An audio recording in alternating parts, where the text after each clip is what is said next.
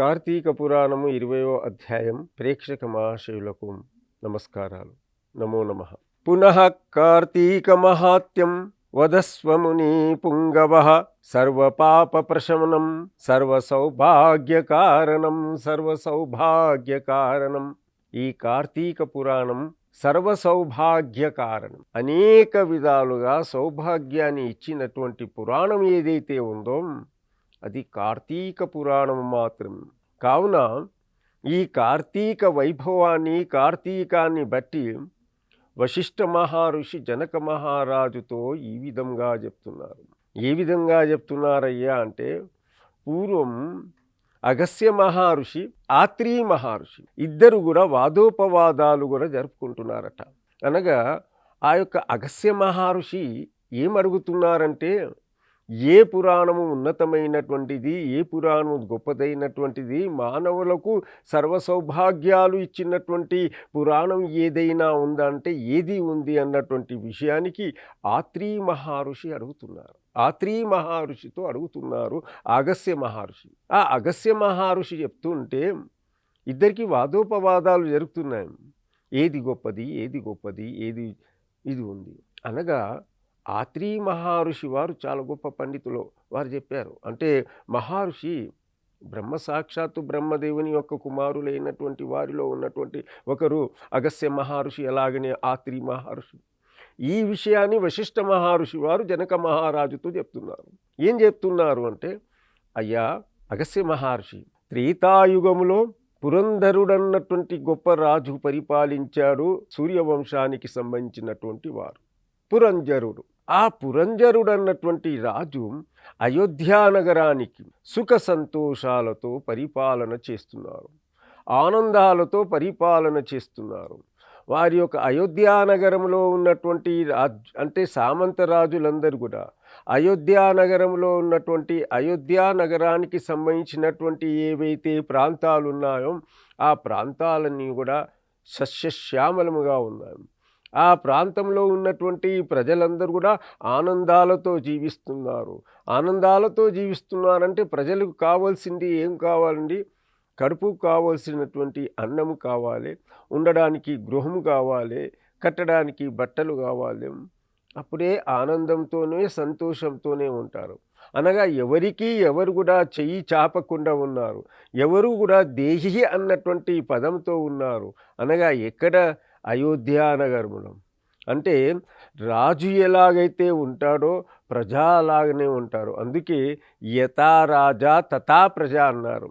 రాజులు ఎలాగైతే ఆనందంగా పరమాత్ముని యొక్క సేవలు చేస్తూ పరమాత్ముని కీర్తిస్తూ ఉంటారో ప్రజలందరూ కూడా అలా ఉంటారు. అందుకే యథా రాజా తథా ప్రజ అన్నారు. అనగా రాజు ఎలాగైతే ఉదయం పూట సంధ్యావందనాలు చేసి, సాయం పూట సంధ్యావందనాలు చేసి, ఎప్పుడైతే పరమాత్ముని యొక్క కీర్తిస్తూ హరిధ్యానం చేస్తూ సకల పురాణాలను వింటూ వేదశాస్త్రాలను వింటూ వారి యొక్క రాజ్య పరిపాలన చేస్తుంటారు కదా, అలాగనే ప్రజలు కూడా అలాగనే ఉంటారండి. అలా సుభిక్షంగా ఉన్నారు, ఆనందంతో ఉన్నారు, తృప్తిగా ఉన్నారు. ఆ రాజ్యంలో ఎక్కడ కూడా ఎవరు కూడా దొంగ అన్నటువంటి పదము లేనే లేదు. అనగా అలా రాజ్య పరిపాలన చేస్తూ ఉంటారు. ఎవరు? పురంజరుడు అన్నటువంటి రాజు ఇక్కడ ఈ యొక్క అయోధ్యా నగరానికి పరిపాలన చేస్తూ ఉంటారు. ఆ పరిపాలన చేస్తూ ఉన్నారు. కొన్ని వందల సంవత్సరాలు ఆ కాలంలో త్రేతాయుగంలో చేస్తున్నారంటే రాజులు ఒక్కొక్క రాజు కొన్ని వందల సంవత్సరాలు సూర్యవంశానికి అంటే శ్రీరాముల వారి యొక్క వంశానికి దశరథ మహారాజు యొక్క ముత్తాత అయినటువంటి పురంజరుడు అలా పరిపాలన చేస్తూ ఉంటే హాయిగా సంతోషంగా ఆనందంగా ఉన్నారు. ప్రజలందరూ బావుగా ఉన్నారు, ప్రజలందరూగా సుభిక్షంగా ఉన్నారు, అందరుగా బావుగా ఉన్నారు. అయితే ఏమైంది అక్కడ? ఆ రాజుకు ఏమొచ్చేసిందంటే చూడండి, కోట్ల రూపాయలు వచ్చిన తర్వాత, ధన సంపత్తి వచ్చిన తర్వాత ఎవరికైనా కానీ కొద్దిగా అహంకారం వచ్చేస్తుంది. నా వద్ద ప్రజలందరూ కూడా ఇలా ఉన్నారు, నా ప్రజలందరూ కూడా సుభిక్షంగా ఉన్నారు, అందరూ కూడా ఆనందంతో జీవిస్తున్నారు, నా దగ్గర ఇన్ని కోట్ల రూపాయలు ఉన్నాయి, ఇంత ఇది ఉన్నాయి, అది ప్రతి వాళ్ళు కూడా ఇలా జీవిస్తూనే ఉంటారు. అలా ఉంటే ఈ పురంజరునంతటి రాజు కూడా ఏమైందంటే అలా ఏమొచ్చేసింది, అహంకారం వచ్చేసింది. నేను ఇలా పరిపాలన చేస్తున్నాను, ఇలా జీవిస్తున్నారు, నా యొక్క మాట నా యొక్క ప్రజలందరూ కూడా వింటున్నారు, నాలాంటి రాజు ఎవరు లేరు అన్నటువంటి విషయాన్ని చెప్తున్నారు. కాబట్టి ఆ యొక్క పురంజరునికి కొద్దిగా గర్వం వచ్చేసింది, అహంకారం వచ్చేసింది. ఆ అహంకారం వలన ఏమైందంటే అతడు ఏం చేస్తున్నారు, లేనిపోని విషయాలు చెప్తూ ప్రజలను మోసము చేయడం మొదలుపెట్టాడు.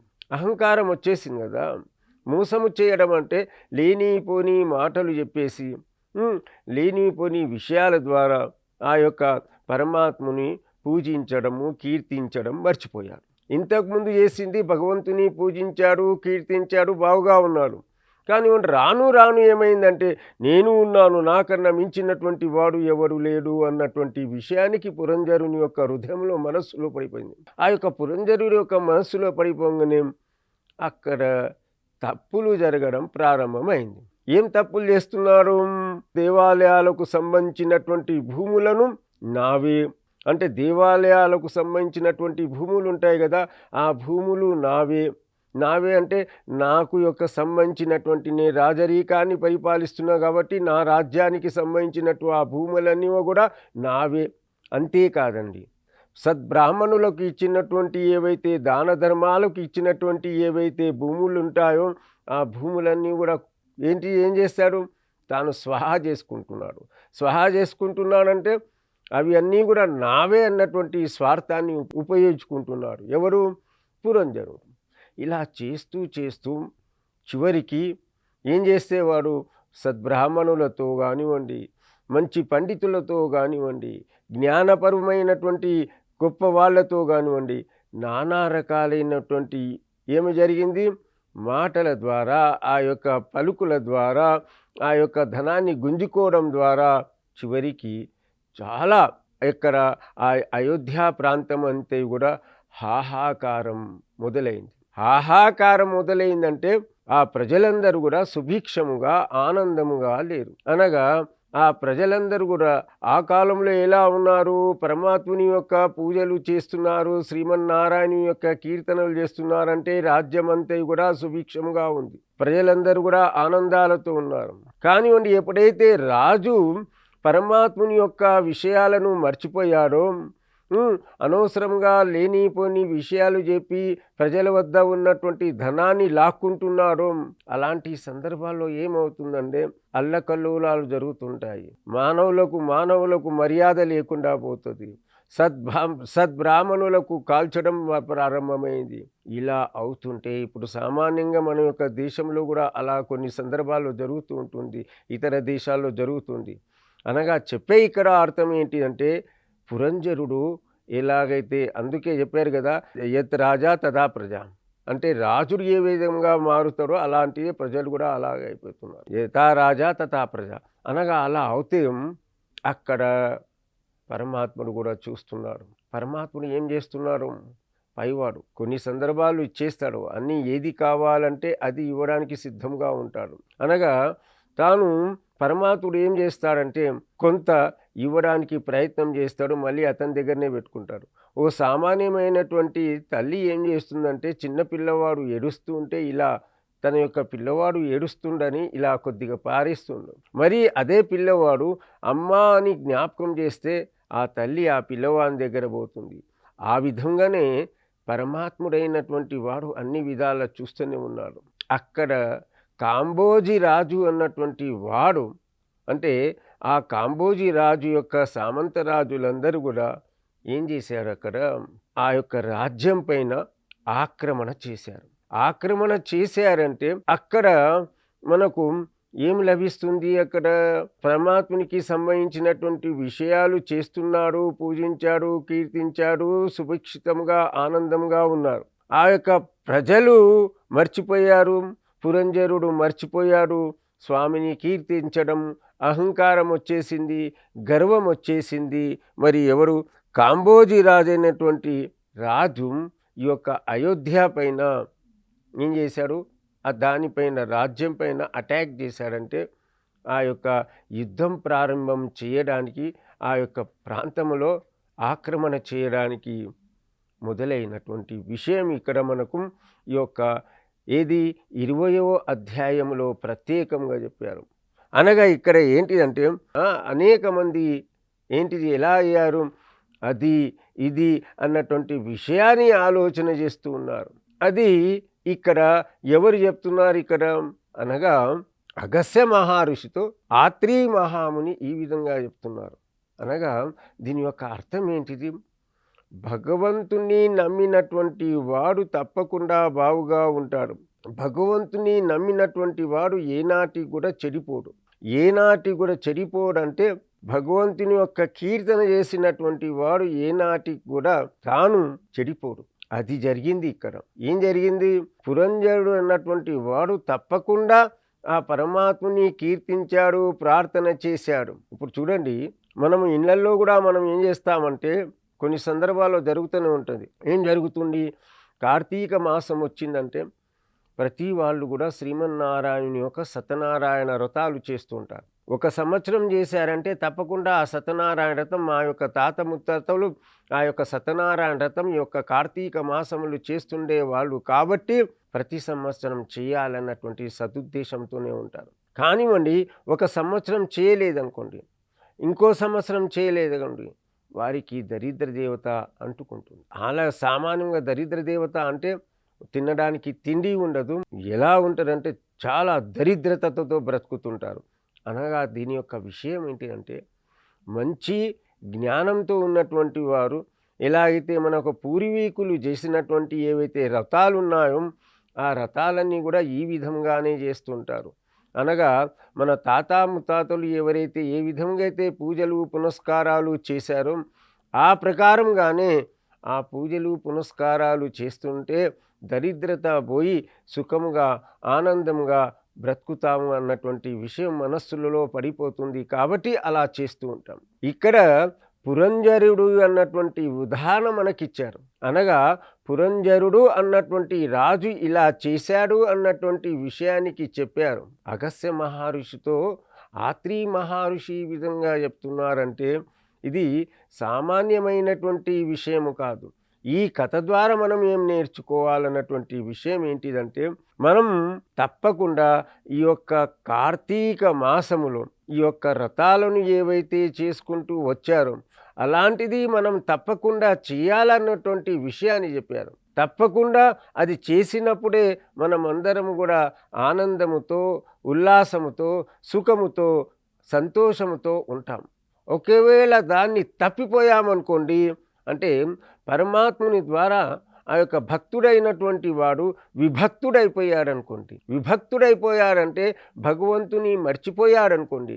మర్చిపోయిన తర్వాత ఏం జరుగుతుంది అన్నటువంటి విషయానికి మనకు వస్తే అక్కడ తప్పకుండా దాంట్లో ప్రతి రంగంలో కూడా ఏదో ఒక రూపంలో పరమాత్ముడు వచ్చి చెప్తూనే ఉంటాడు. అలా చెప్పిన అనంతరం కూడా చెయ్యకపోతే దానికి తగినటువంటి నష్టాలు జరుగుతూనే ఉంటాయి. అందుకే వశిష్ఠ మహర్షి ఒకసారి వచ్చి పురంజరునికి చెప్తుంటారు, అయ్యా నువ్వు ఇలాంటి తప్పులు చేస్తున్నాం, కానీ కొద్దిగా ఈ తప్పులు కానివ్వకుండా నీవు బ్రతుకు. అనగా ఎలా బ్రతుకుతున్నావంటే నీవు ఇలా సద్బ్రాహ్మణుల వద్ద ఉన్నటువంటి భూమిని నువ్వు గుంజుకుంటున్నావు, మంచి వ్యక్తులనందరి కూడా చెరసాలలో వేస్తున్నాం, సుఖపరమైనటువంటి నీవు నీ ద్వారానే ఒక జనాలందరూ కూడా నానా రకాలైనటువంటి మార్గాల్లో వెళ్తున్నారు. కావున ఓ పురంజరా, నువ్వు ఈ మాటలను తీసివేసి నీవు పరమాత్ముని వైపు మళ్ళు, అంటే పరమాత్ముని వైపు మళ్ళు అంటే భగవంతుని యొక్క మార్గంలో వెళ్ళు అన్నటువంటి విషయానికి అనేకసార్లు జ్ఞాపకం ఇస్తారు. అలా చేయాలని చెప్తారు. కానివ్వండి, పురంజరుడు మాత్రం కేవలం ఏంటి అంటే తాను స్వార్థము అన్నటువంటి విషయంతో, ఇది నాది అన్నటువంటి విషయంతో అతడు ఏం చేశాడు? రాజ్యాన్నంతే కూడా సర్వనాశనం చేసుకున్నాడు. అనగా ఒక కాంబోజీ అన్నటువంటి రాజు వచ్చేసి ఆ యొక్క అయోధ్య నగరం పైన పడడం, రాజ్యమంతా కూడా అతలాకుతలం కావడం, ఆ రాజ్యమంతా కూడా ఎలా సైన్యం వచ్చి పడిపోయిందో ఆ సైన్యం ద్వారా ఆ యొక్క రాజ్యమంతా కూడా హాహాకారంగా మారిపోయింది. ఇది మనకు చెప్తున్నారు. అనగా ఒక యుద్ధము జరిగినప్పుడు ఎలా అవుతుంది, సామాన్యమైనటువంటి ప్రజలకు ఎంత కష్టం వస్తుంది, ఎన్ని బాధలతో ఉంటాము అన్నటువంటి విషయాన్ని ఇక్కడ చెప్తున్నారు. సామాన్యమైనటువంటి మానవులు కూడా మన యొక్క జీవితంలో ఎలా ఉండాలంటే, పరమాత్మునికి ఎలాగైతే మన పూర్వీకులు ఎలాగైతే ప్రార్థన చేస్తూ పూర్వీకులు ఎలాగైతే దేవాలయాలకు వెళ్ళారో అలా చేసినప్పుడే మనం సుఖముగా, సంతోషంగా, ఆనందంగా బ్రతుకుతాం. కాదు, అందుకే ఏం చేస్తున్నామంటే కేవలం ఇతర మతాల వాళ్ళు మనకు వచ్చేసి చెప్పంగానే మనం వేరే మతాల్లో కలిసిపోతున్నాం. అది కాదండి. నా తల్లిదండ్రులు ఏవైతే చేశారో, మా పూర్వీకులు ఎలాగైతే చేశారో అలా ఆ మార్గంలో నడిచినట్లయితేనే మనకు తప్పకుండా పరమాత్ముడు అష్టైశ్వర్యాలు ఇస్తాడు, భగవంతుడు మనకు కాపాడుతాడు అన్నటువంటి విషయానికి ఈ కథ వలన తెలుసుకోవాలి. ఒక రాజు అయినటువంటి వాడు ఇలా చేశాడంటే మనం చేసినట్లయితే ఎలా మోసపోతాము, ఎలా మనకు నష్టం అవుతుంది అన్నటువంటి విషయానికి తెలుసుకోవాలి. ఎలా తెలుసుకోవాలంటే కేవలం మాత్రమే ఒక ఉదాహరణ మాత్రమే చెప్పారు. ఆత్రేయ మహర్షి ఎవరితో చెప్పారు? అగస్త్య మహర్షితో చెప్పారు. అయ్యా, దీనికి ఇలా చేసినట్లయితే తప్పకుండా నష్టపోతారు. నష్టమే కాదండి, దుఃఖాలకు అనుభవిస్తారు. ఆ దుఃఖాలకు అనుభవిస్తారు కాబట్టి దానికి ఎలాగైతే ఉన్నారో అలా మనం జీవితాలను గడపాలి అన్నటువంటి విషయానికి చెప్పారు. సామాన్యమైనటువంటి బ్రతుకులు బ్రతకాలి, సామాన్యమైనటువంటి విషయాలతో ఉండాలి. అప్పుడే మన జీవితాలు సక్రమంగా నడుస్తాయి అన్నటువంటి విషయానికి మనకు ఈ యొక్క అధ్యాయంలో చెప్తున్నారు. అనగా ఈ యొక్క 20వ అధ్యాయంలో కేవలం మాత్రమే మనకేం కనపడిస్తుందంటే చిన్నది అధ్యాయం. ఈ చిన్న అధ్యాయంలో కేవలం మాత్రం మనకు కనబడుతుంది పురంజరుని యొక్క రాజ్య పరిపాలన ఎలా ఉంది, పురంజరుడు ఎలాగైతే దేవతలను పూజించాడో అప్పుడు ఎలా ఉండే, దేవతలను ఎప్పుడైతే మర్చిపోయాడో, హరినామ సంకీర్తనం ఎప్పుడైతే మర్చిపోయాడో, అనగా ఈ యొక్క కార్తీక మాసంలో చేయవలసినటువంటి వ్రతాలన్నీ కూడా మర్చిపోయారు. ఈ కార్తీక మాసంలో వచ్చినటువంటి పూజలన్నీ కూడా మర్చిపోయారు. కార్తీక మాసం యొక్క ప్రత్యేకత ఇదండి. అందుకే కార్తీక మాసంలో తప్పకుండా తులసి మరియు ఉసిరి యొక్క పూజ చేస్తున్నామంటే తప్పకుండా చేయాలి. కార్తీక మాసంలో వచ్చినటువంటి శ్రీమన్నారాయణుని యొక్క వ్రతాలు చేస్తున్నామంటే చేయాలి.